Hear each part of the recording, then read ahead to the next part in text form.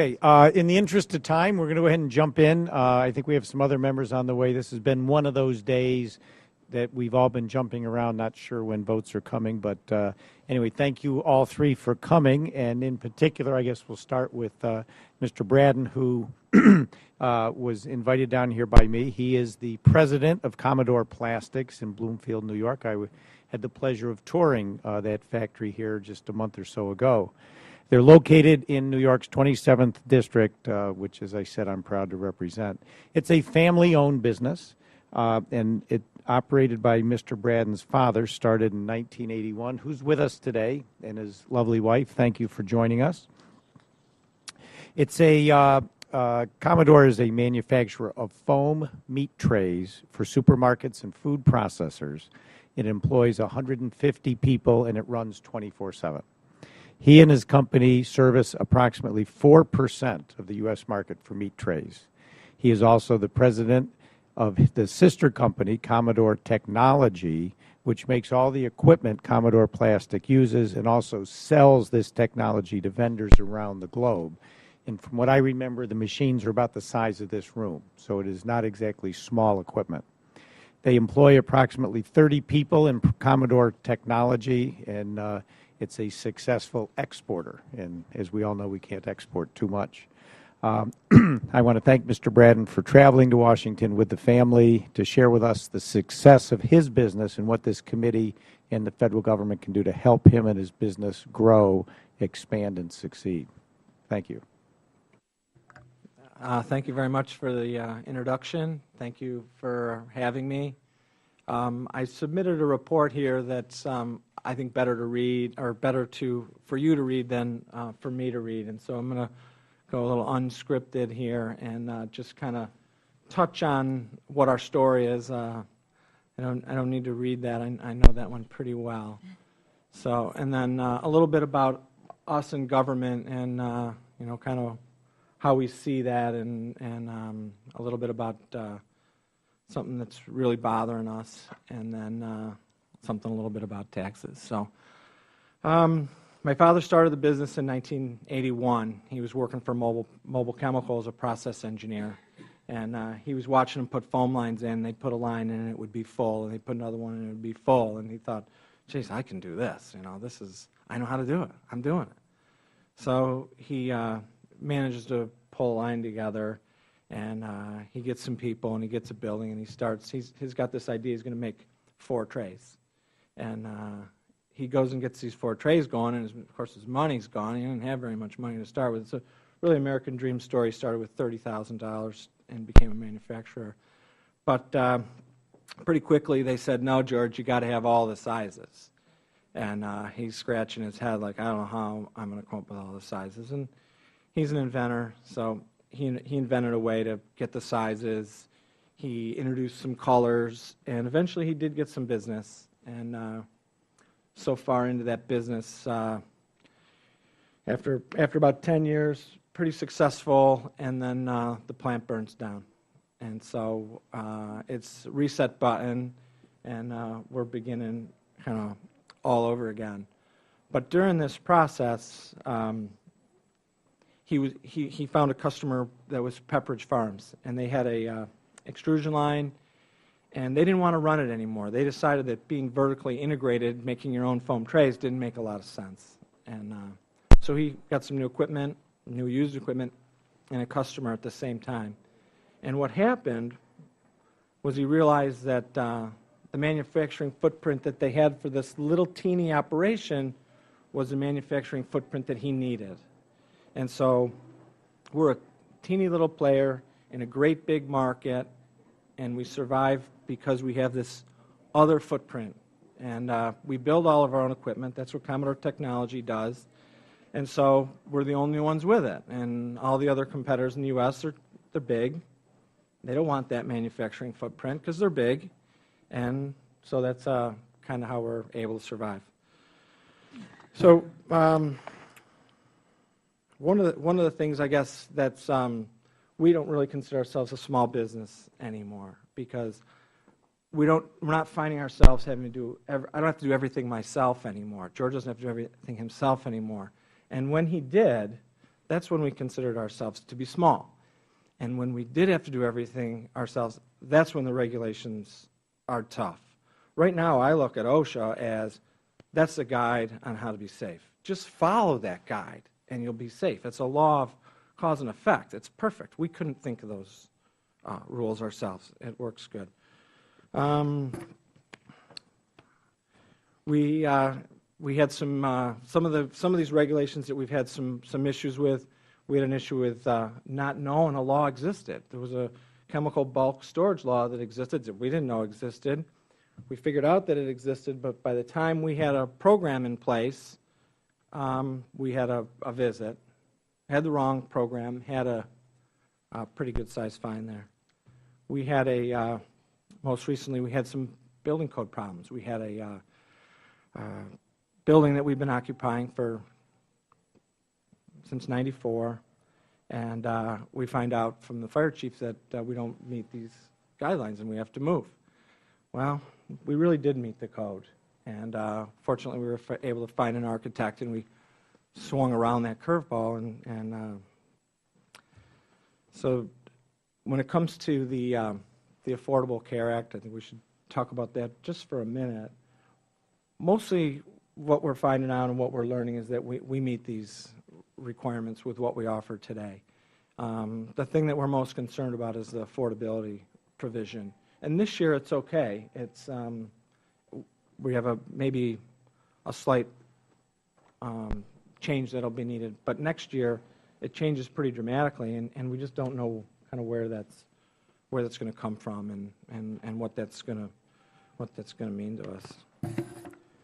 Geez, I already went over on time. You guys don't mind.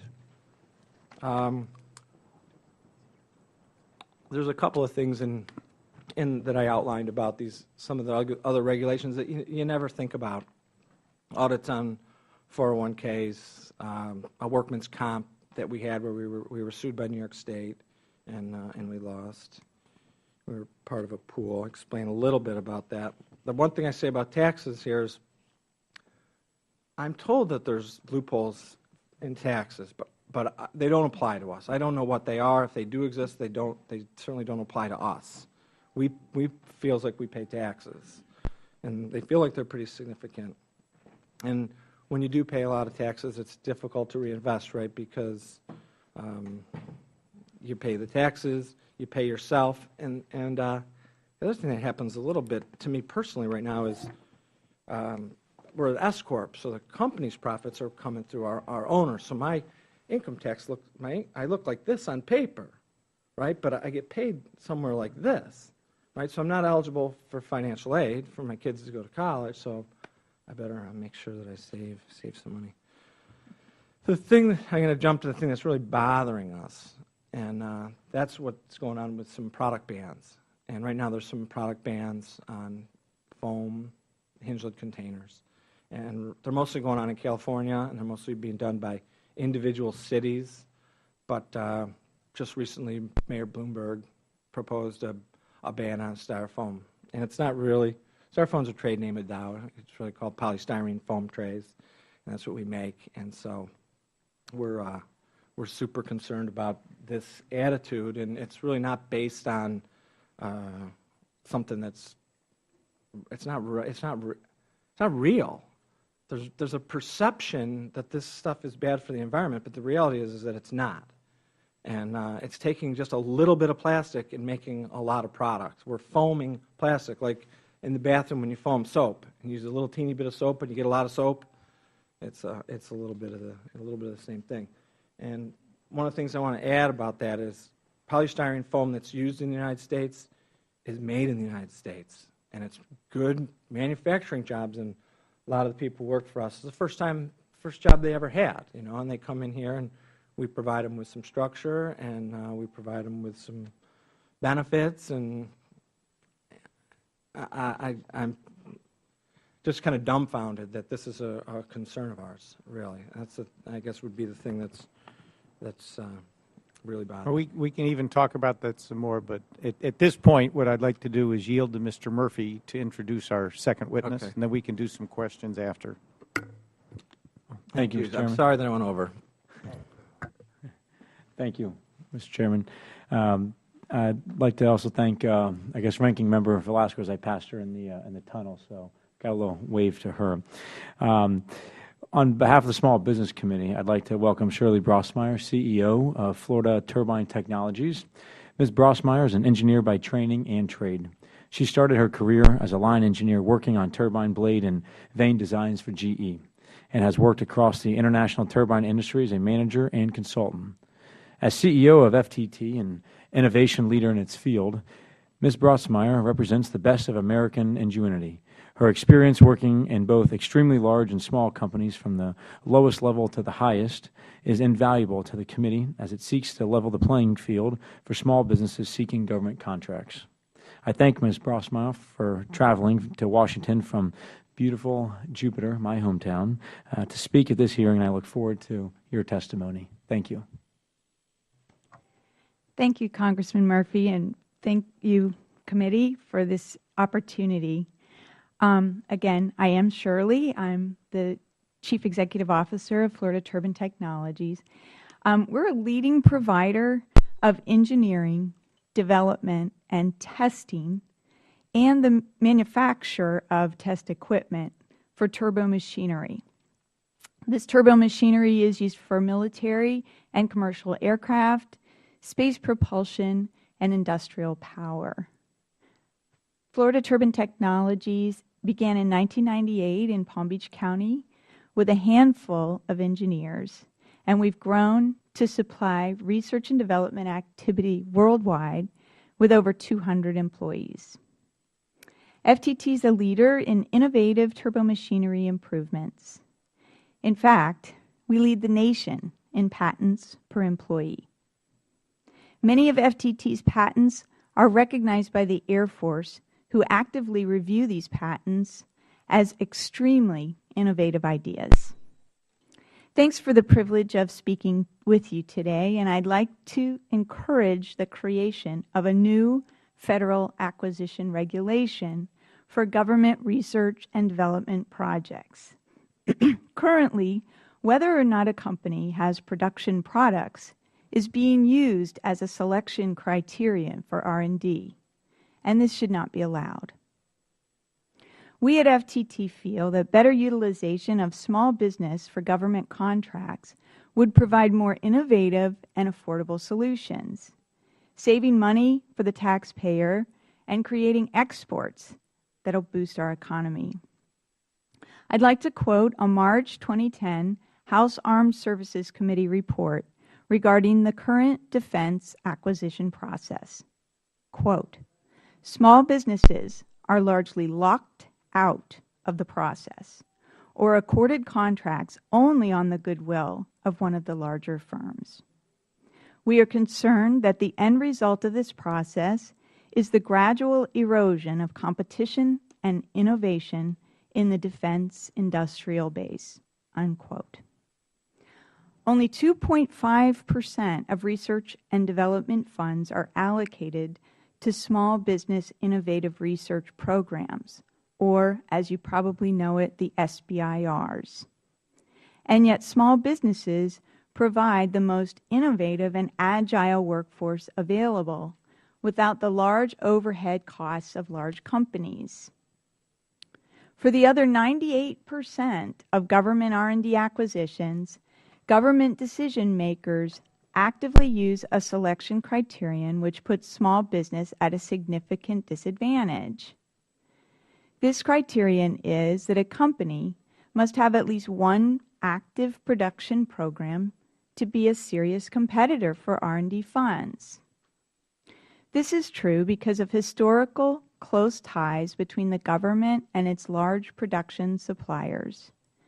But this is also true because government employees prefer to work with a proven entity, albeit expensive and less innovative. They feel comfortable that the technology will be taken to market and not left on a shelf after their investment. But there are many contractual ways to deal with product transition into production. And once a development prototype from a small business has been proven, larger businesses will often compete to license the available technology. FTT has developed small engines that address future DoD needs for small UAV and missile platforms. We've developed our most recent engine on SBIR funds, and we've matched the funds, dollar for dollar, with profits from our commercial business. This small engine would serve as an ideal platform to affordably demonstrate advanced aircraft engine technologies. However, we are discouraged from competing for R&D contracts because our small engine is not currently in production. This issue is certainly not limited to the turbine engine community. The findings in the 2010 House Armed Services Report confirm that this is a pervasive issue. Thus, I have a recommendation which would increase small business participation in R&D programs, and this is it. Create a federal acquisition regulation that R&D contract decision makers may not use the existence of production programs as a selection criterion. I thank you for your time, and I hope you consider this change to the existing acquisition philosophy. Thank you, Ms. Brossmeyer. I always say, don't bring me a problem without a solution. That was well done. You have a solution. I'd like to now yield to Mr. Bentivolio to introduce our next witness. Thank you, Mr. Chairman, Ranking Member. Fellow committee members, I'm very appreciative we are holding this hearing today. According to the business research firm Dun & Bradstreet, Michigan 11th Congressional District is the second leading manufacturing district in America. It is my privilege to introduce Mr. Richard Najarian, representing an exemplary manufacturing company in this industrial district. Mr. Najarian, did I pronounce that correctly? Thank you. Is president from Precision Global Systems, a manufacturer for some of the world's largest automotive and defense companies. Based in Troy, Michigan, since being founded in 1983, PGS has become a leader in crisis manufacturing management, machining and assembly, and component recertification. With over 100 employees and 3 manufacturing sites, PGS ships over 3 million parts every month across North America and beyond. Mr. Najarian is also Chief Investment Officer and a board member of Premier Biomedical Incorporated, a company working with the U.S. Army to develop cures for cancer, traumatic brain injury, and suicide ideation. A veteran of the front lines of American capitalism, I'm honored to introduce an individual who has been successful in good times and bad and has insights to share on public policy moving forward. Mr. Najarian, I thank you for coming and look forward to your testimony. Thank you. Thank you for the introduction. Am I on? I guess I am. Okay. Thank you for the introduction. First and foremost, this is a fantastic forum, and I thank you for that. Congressman Bentivolio's invitation came through another organization called Automation Alley, which is a networking organization in the southeastern Michigan, and we've been working with them for a little while here with regard to both automotive and defense contracting. I hope you have a chance to read my testimony, my written testimony. If you haven't, please, if you get a chance to take the time, I would appreciate it. As a graduate of the University of Michigan, BA in English, 1989, go blue. I like to write, and sometimes I can get a little carried away on the written testimony side, so I'll be brief in the oral testimony here. So our capabilities are in component recertification, value-added subassembly, as well as complete production assembly.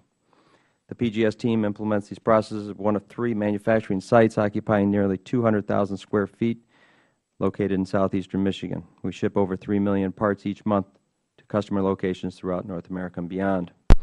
Several years ago, I wrote a letter to the employees of PGS to note some of the trends I was witnessing. As you well know, we were already in the midst of the recessionary events that created such turmoil in our economy. I'm going to read a couple of excerpts from that note. The tides change, the winds shift, the water ebbs and flows, and the sun sets only to rise again. PGS has had wonderful days, and yet these recent days have been extremely slow.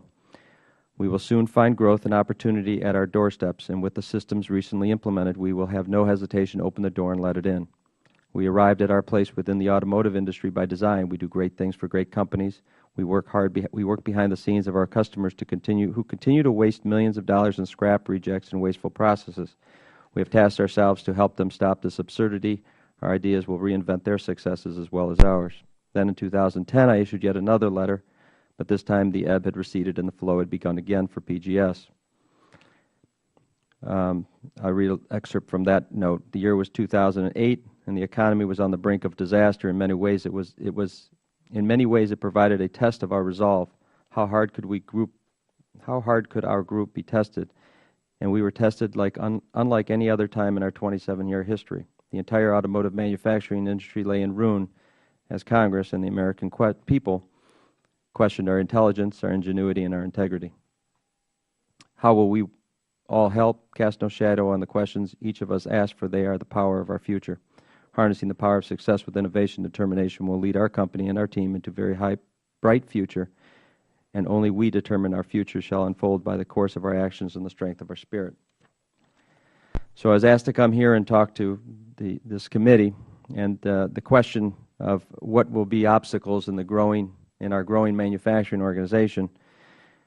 And I will say it's a very deep and troubling question. There's a lot of regulations that are out there. There's a lot of taxes that are out there, tax code. There's a Section 179 expense election. And we think about all these things, but a couple things that came to mind.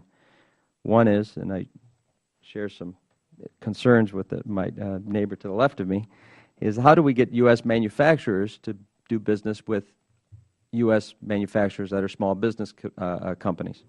And the second is, how do we account for the waste that's a byproduct of every manufacturing site? Incentivizing one company to do business with another could be one of the most intriguing demonstrations of U.S. policy in years. Small business manufacturers based in the U.S. shall be granted certification as such. Given a federal tax incentive for work provided to a small business manufacturer would stimulate the economy, continue to assist more small businesses in gaining a better foothold on their specific product or service, and keep these factories still active and in the market. Market forces don't always favor the small business. Frontline buyers are typically unaware of how their purchasing power can affect their community, and upper management may consider how they save money through supplier consolidation or shared product material purchases. They may consider how they better brand their product or push themselves into new markets. Why not extend the new opportunity to U.S. small business manufacturers similar to minority-owned, women-owned, 8A, and so on? Second idea is with regards to waste. Plastic plugs and caps are utilized for either shipping to plant or as assembly aids. They are caps. The caps and plugs are used one time in a way to either protect a seal, maintain fluid in assembly, secure a wire, assist in the production of a sensitive area during the assembly process. Quite literally, thousands of tons of material are annually sent to landfills as a result of this seemingly innocuous process. We estimate approximately 20 million pounds of plastic sent to landfills or dumps each year just from the auto industry. And just because a plant has plastic material removed from their site does not qualify them as a zero landfill facility. LEED, L-E-E-D, as some of you may know, has become the standard for buildings erected or modified throughout the country. It is now time to establish a new standard for the manufacturing process throughout the country that incorporates the same need to respond to environmental concerns. Why not certify via an outside independent auditor whether a plant or facility really has done all that is possible to either reduce or eliminate the waste product entering our soil? Again, thank you for the opportunity to present this testimony. I hope the two primary ideas I offered will be respectfully considered by this committee as reasonable and possible. Further to the hearing, I pledge my continued support and vigilance to these ideas, and I look forward to your desire in kind. Thank you. Yeah, thank you, Mr. Newjardian. I know Mr. Bentivolio's got another meeting he's going to have to go to, so I'll yield to Mr. Bentivolio at this time. Thank you. 5 minutes. Thank you very much, Mr. Chairman. Mr. Newjardian, I understand you manufacture an increasingly diverse line of automotive parts. Can you describe some of the challenges involved in branching into a new product line? Well, some of the issues that we run into as a small business is because of resources. Typically, in in some of the instances that I've had, we've been fortunate that we've established some relationships with some larger OE customers, OE being original manufacturers or original equipment manufacturers.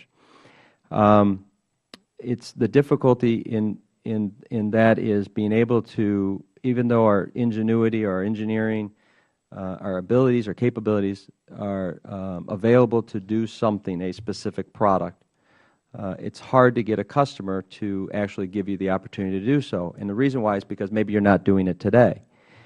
Well, what does that mean? That what I'm talking about is you might, in my case, we were doing a derivative of a project. We happened to be working on axles, and a customer, in this case it was Chrysler, gave us the opportunity to work in engines and transmissions. It was a derivative of what we were doing, but they saw through that and said, well, we see the success that you have on the axle side, so we'd like to talk to you about engines and transmissions. So I think the trouble is, and then when that happens, you know, the ability for us to then go into engines and transmission works becomes greater. The problem is getting that frontline customer to come to you and say, could you do something? The problem today is we typically, the buyers are typically going to a smaller, or to a smaller set of large organizations, and that's who they typically go to. And the reason why is because they really don't understand what they, how they affect their community at large, right? So if you look at their city, their state, or their country, from that standpoint, how they affect it from their purchasing is not something that the typical buyer really understands. And I'm talking the frontline buyer. I'm not talking about management and so on and so forth. So I think that's part of the issue, though, is getting them to better understand what it is that small business can do for their community.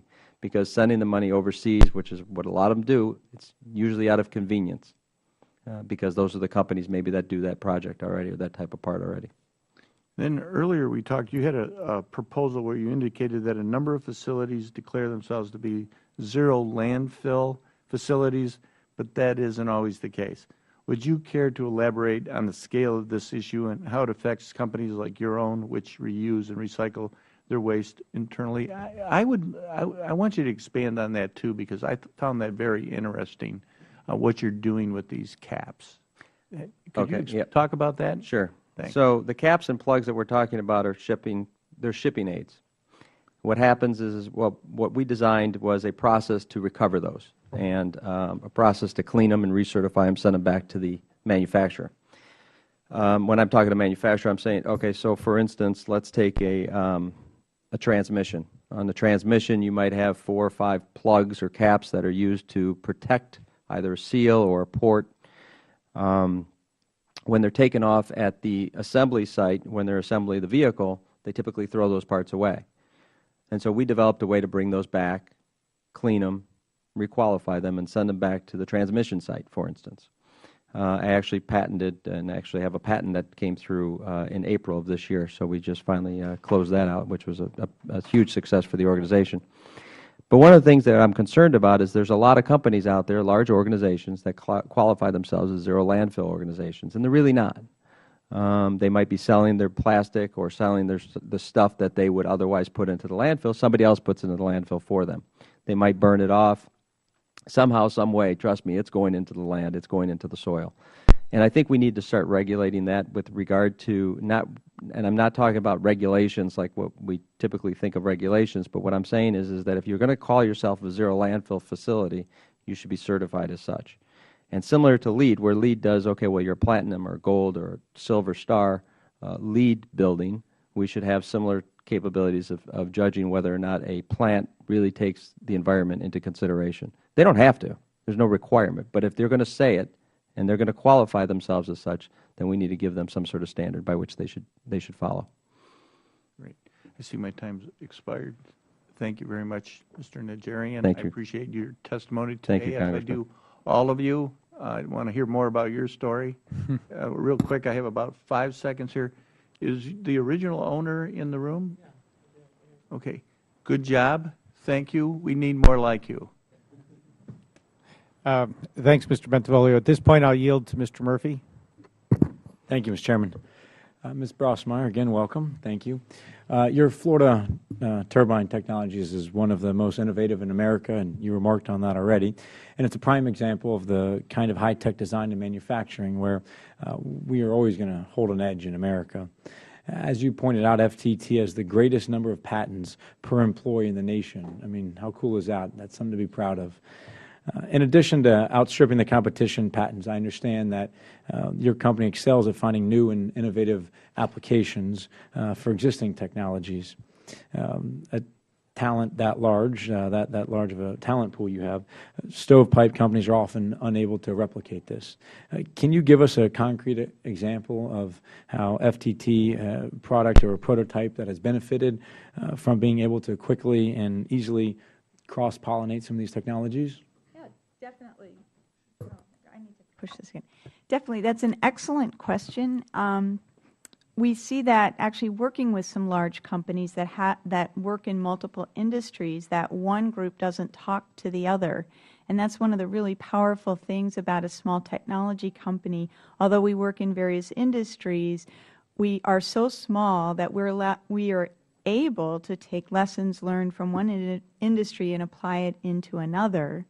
So one example where we're doing that, we've developed a sequential cooling scheme for an industrial turbine application.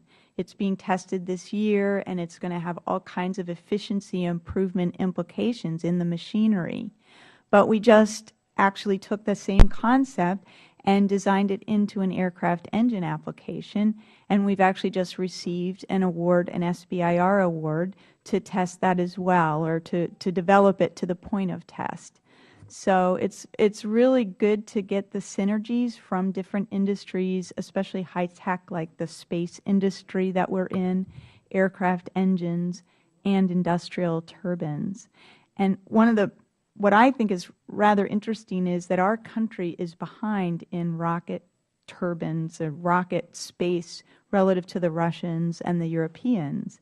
But we're not behind in aircraft engines, and we're not behind in industrial turbines. So lessons from those industries can readily be transferred to our rocket industry, and we're actively doing that. Thank you. You mentioned SBIR. Can you maybe talk about some things you've done to take advantage of that program, and perhaps some things we could learn and some improvements that you would recommend to us? Sure, yeah. FTT is very active with the SBIR program. I mean, over the years, we've been awarded over $10 million worth of SBIRs, and actually, we have designed and developed an entire turbine with SBIR funds. In our case, actually, we matched those funds with profits from our commercial ventures. But that saved the government. I mean, normally you're looking at a $10 million plus program, and so it saved a lot of money in terms of the development costs. I think SBIR is a great program. I guess if we had to make a couple suggestions, one would be that they shorten the time cycle, because there's more than a year from the time that there's some kind of a technology need identified to the time that one is actually awarded the monies to start working. So that could be shortened. That would be helpful. And another thing that we feel would be helpful is if you have a good idea, such as our small engine, and you're getting the momentum, there's a $1 million cap on Phase 2 SBIRs. And we feel that if perhaps it could be a little higher than that in order to enable really larger products to continue being developed.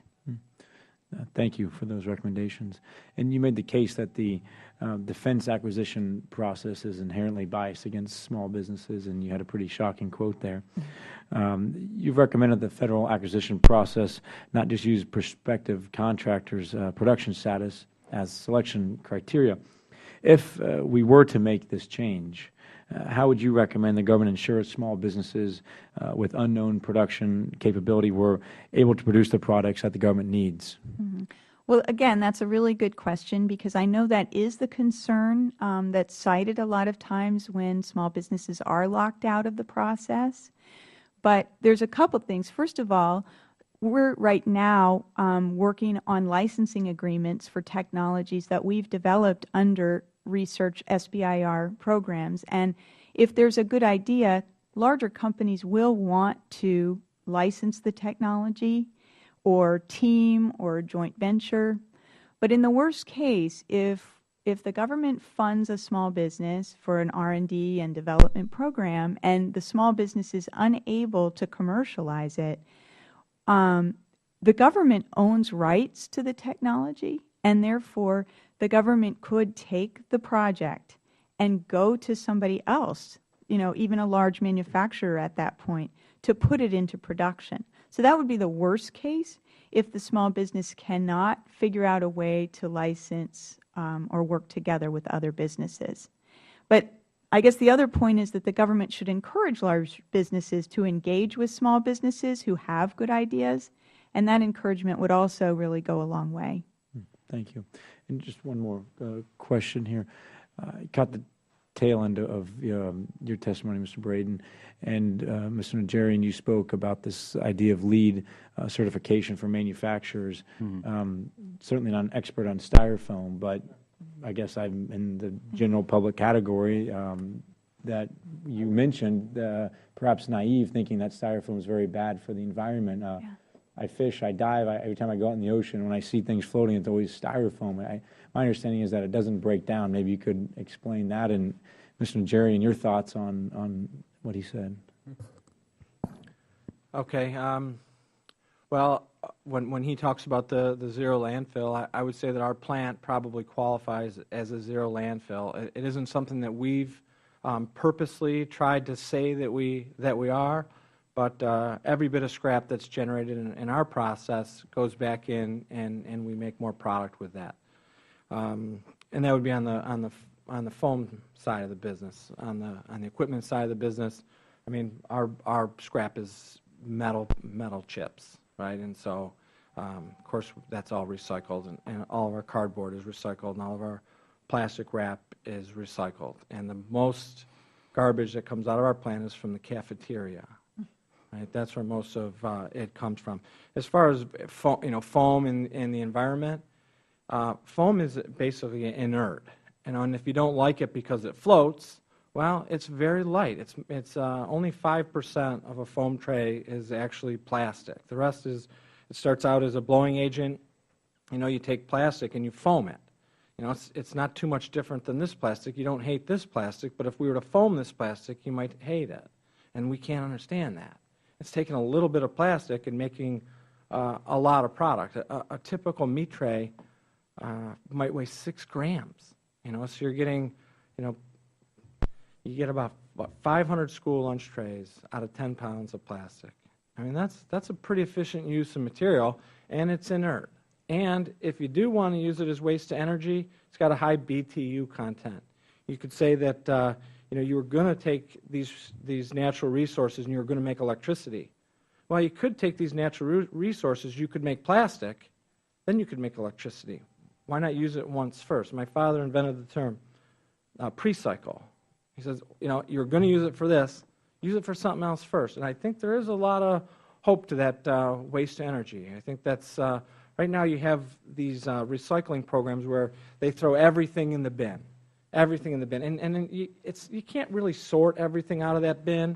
Like if you look at the European, they have a green dot program. They collect clear PET, green PET, blue PET, aluminum, and steel.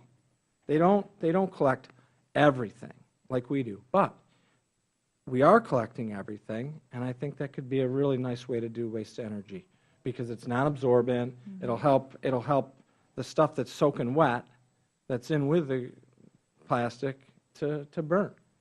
And you get real nice BTU content. I think it makes a lot of sense. Thank you. Mr. Najarian? Do you have to push this button again? I don't know. Okay.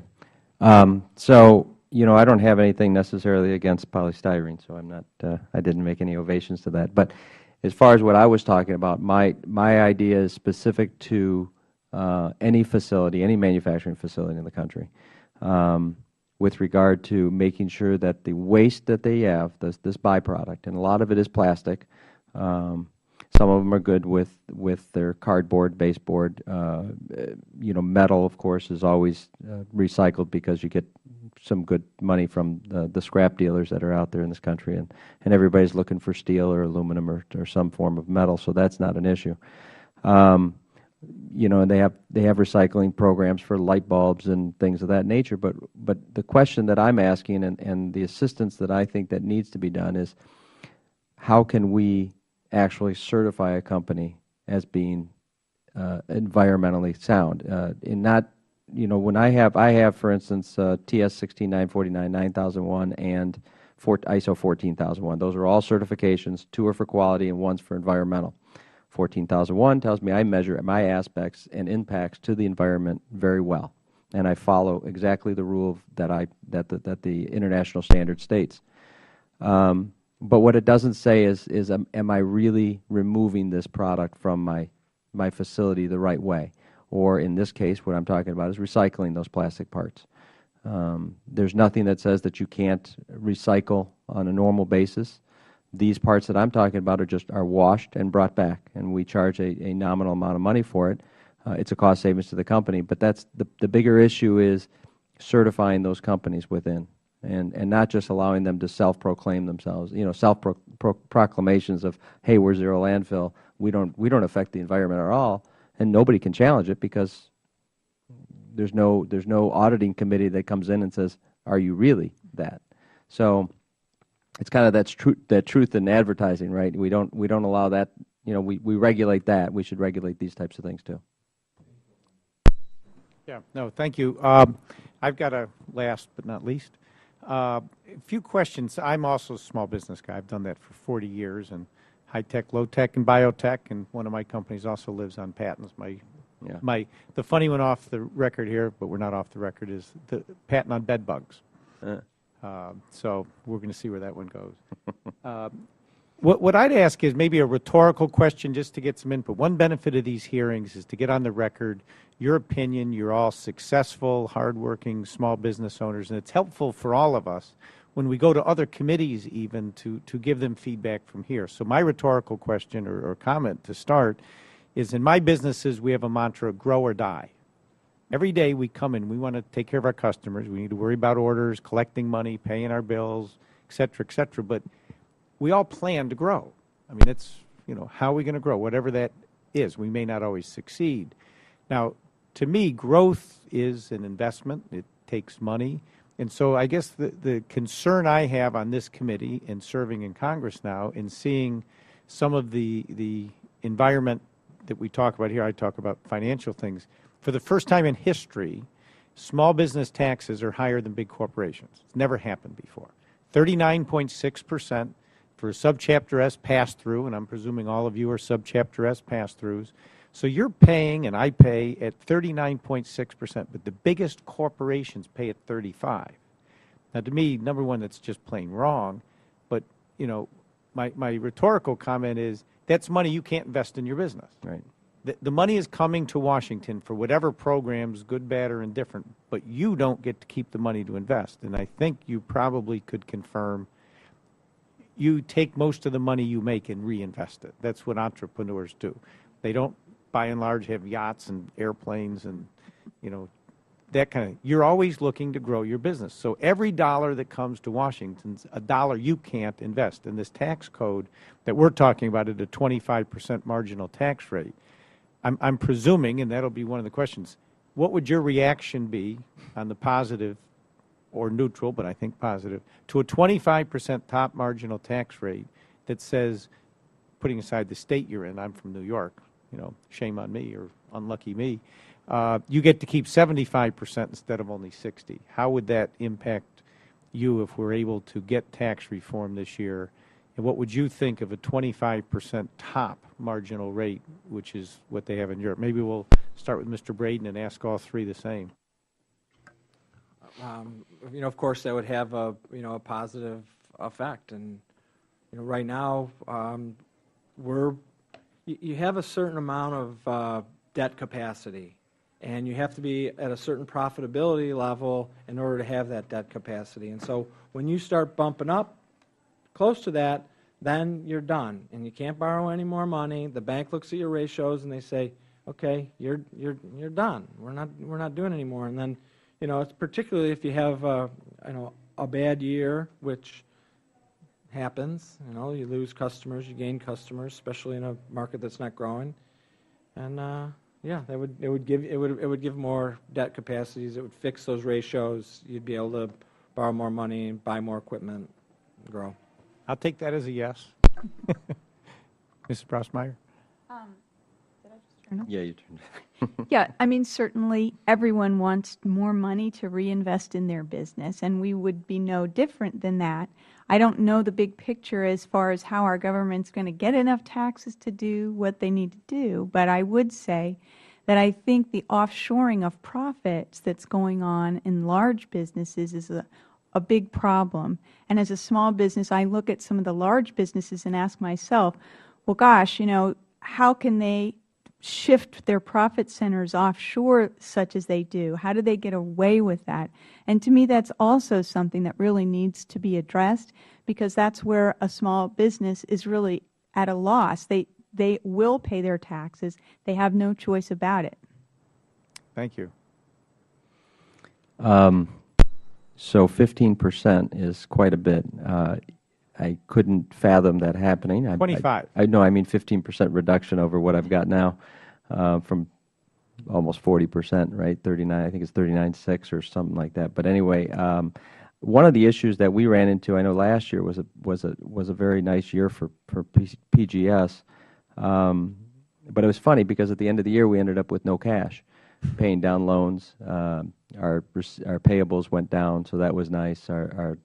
We paid off our working capital loans, and at the end of the day, we had no cash left because the rest of it went to taxes. And in fact, I ended up in the negative territory when you added the taxes into it. So that was kind of an interesting side note.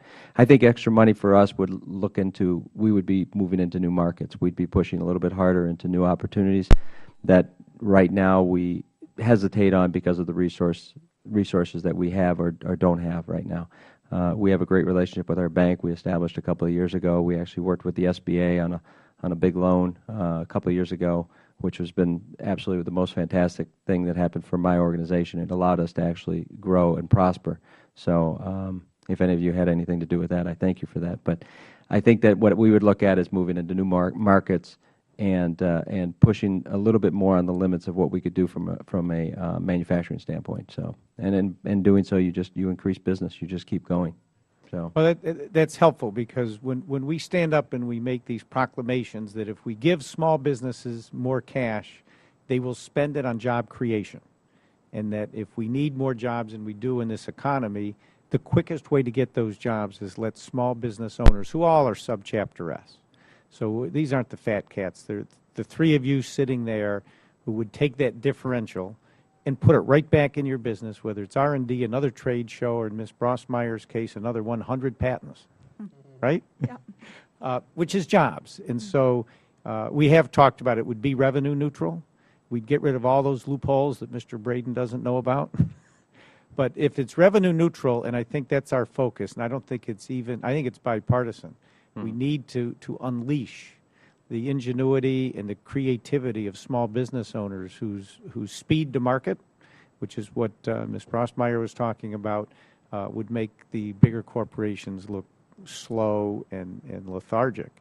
Now, my other question really concerns Obamacare, the Affordable Care Act. And I bring that up because, again, there's a cost issue. There's two issues here. One is impact on your employees. And you're not running a fast food restaurant where you can cut your workers down to 27 hours. That's not something you're going to do. And I was just in with some insurance companies who are begging to repeal the health insurance tax. And I go, where's the $100 billion come from?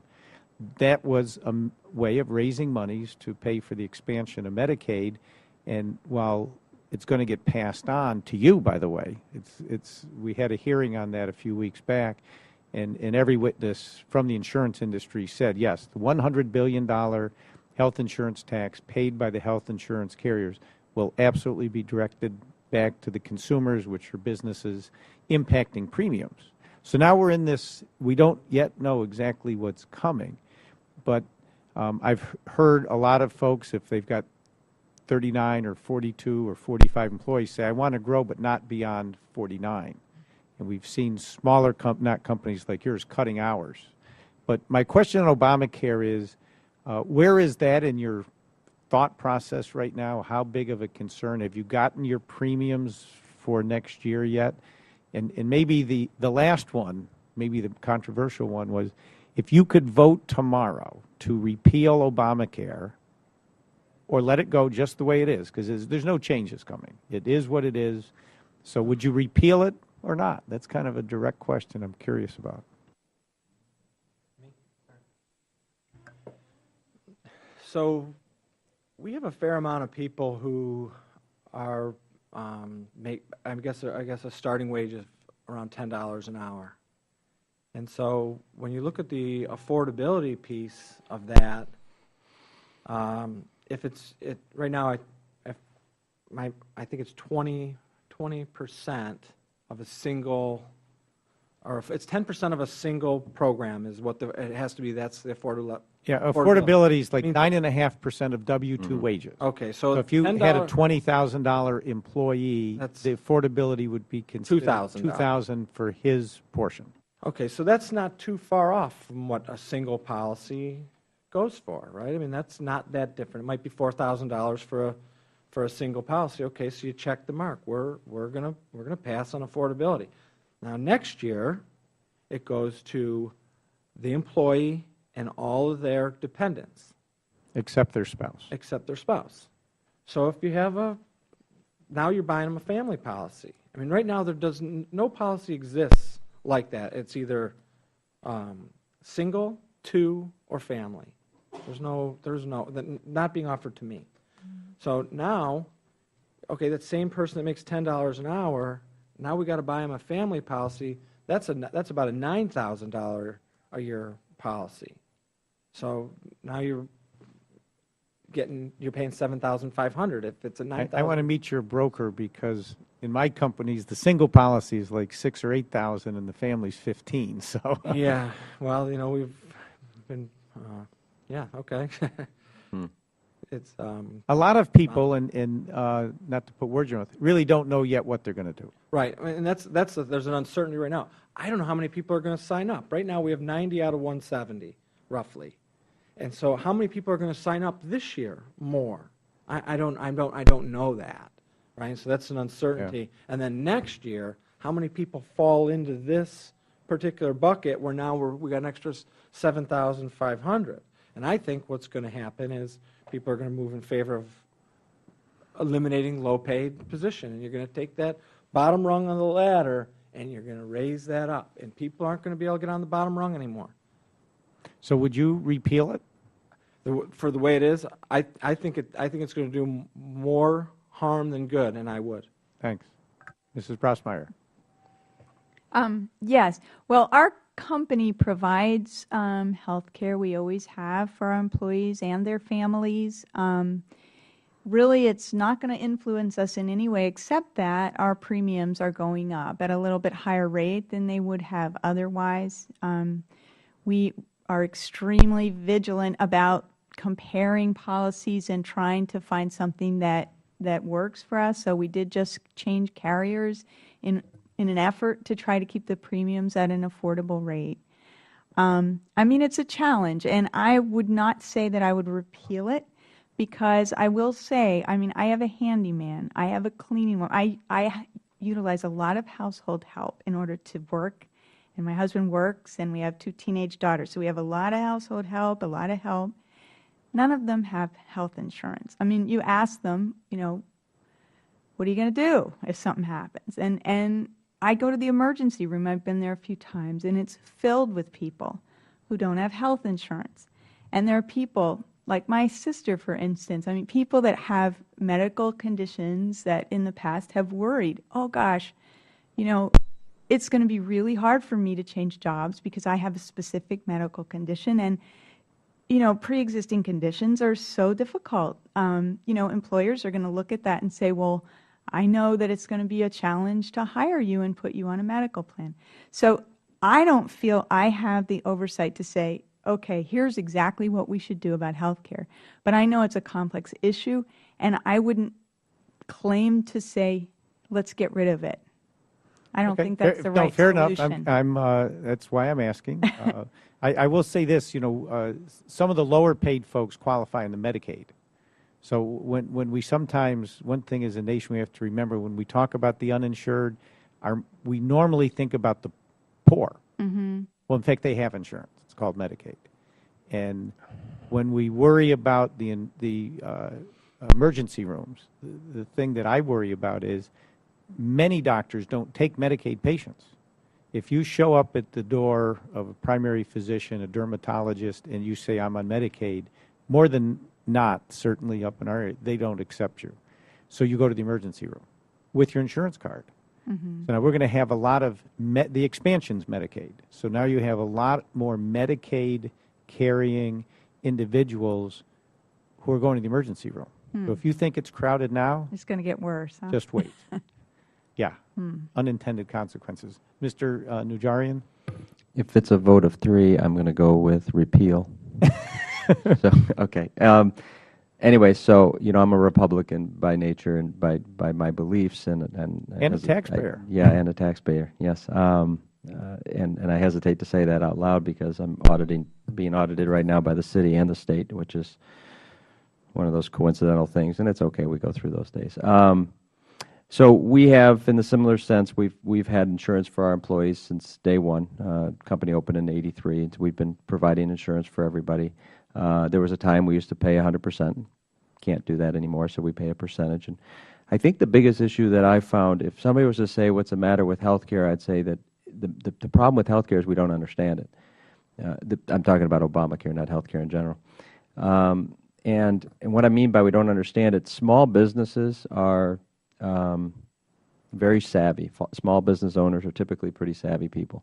And I say this because if we knew 6 months ago, a year ago, when everything was voted on and passed, it's fine. It's passed.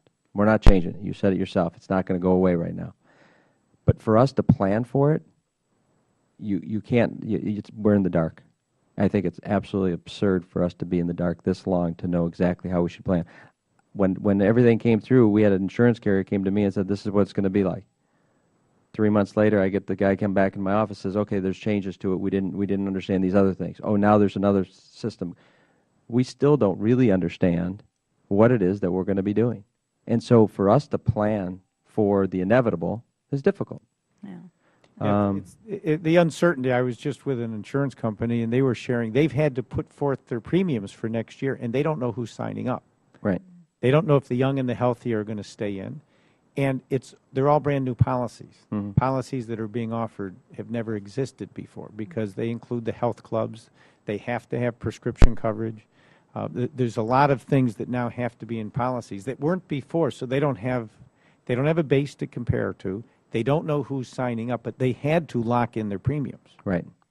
They've done that, and right now they don't know what their profits or losses may be, so it's an unknown. Right. And we've been trying to plan for it like everybody else, but it's just you're planning sort of in a bubble almost because every small business owner has a different interpretation of exactly what's going to come down. So as we wind down, one other quick one. I'm being selfish because you're helping me here a little bit. I've held hearings on cybersecurity because I chair the subcommittee on technology, and I'm also on the Science, Space, and Technology Committee. The statistics are 87% of small businesses don't have formal cybersecurity policies. And I had to admit, across my companies, I'm as guilty as the rest. I have one that's really good and the rest aren't. But cybersecurity in small business, when we worry about customers paying our bills and collecting our money, cybersecurity is not real high on the list. And we're trying on this committee to shine a light on it, to make people more aware. I'm just curious where you are on that, and also specifically, are you in the cloud or not? Let me start with Mrs. Rossmeyer. Yeah, first I'll say we are not in the cloud, and I am sort of curious how that works with very secure information, but I'm told that there's ways to do it that one can really stay secure. So I've been asking the question, should we be looking at this, and I really don't know enough about it yet.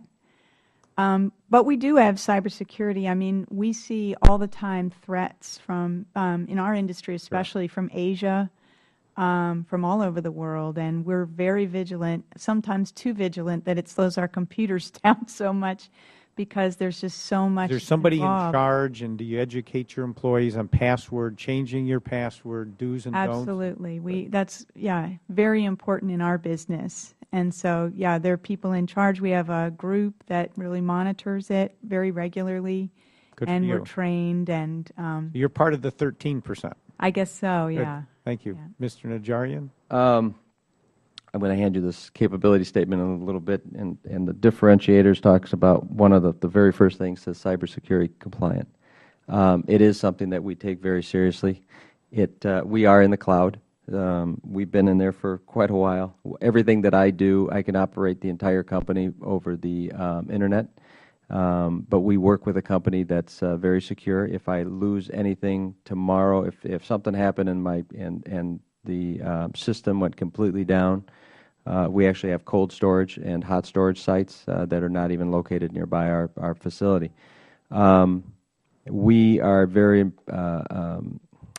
dedicated to traceability to everything, lot traceability, lot controls, things like that. So parts coming into our plant, when they go out, we know where they got to in the process in the assembly. So if a customer calls up and says, I've got a problem, I not only contain what he has in his floor, but I can contain any other customer that shared those types of parts. But I think that one of the questions that you asked with regard to cybersecurity is understanding how it can negatively affect your company. And until you've really had to react to something, and that's typically why anybody starts up and says, okay, we need to be a little bit more vigilant, is because they've had an issue. And I think the shame of it is yeah, we have a lot of people that are hacking into our computers all the time, not ours personally, but in the United States, and a lot from overseas. And I know the government is the primary objective for a lot of those overseas nationals. They're actually coming after small businesses. And the small businesses. Stealing your IP, stealing your customer list, getting your banking information, and your employees' data. Yeah. And that's the challenge, is keeping everything in a secure site. And that's why we do this in this online cloud bubble, because we found that if somebody can get in to a computer itself, they still can't get into that. And that's one of the issues that we. Yeah. Good. Mr. Braddon? We don't specifically have a cyber security policy. I think we follow some good practices. We kind of have the standalone system for our banking. Our servers are hardware in a closet on our own site. We're not. We do have. We're doing some off-site backups in a couple of different ways, and knock on wood, we haven't had any issues. Yeah, I think as we move forward, there's going to be more and more emphasis on it. And I think as you do business with, if your customers are big customers, they're going to want to know there's something called Trustmark, which is the cybersecurity, right. Like you were talking about LEED certification, and maybe we can get something for, the sustainability and all of that. People will start to, and we're trying to shine a spotlight on it on this committee, because small business people don't generally go to work worried about cybersecurity. That's federal government, big banks, insurance companies, but they're starting to come after us. And when they do, it can be devastating if you're not ready, and most are not ready. So I guess I know we're running out of time, but this has been very helpful. Yeah, Mr. Braddon? I'd like to maybe mention one thing.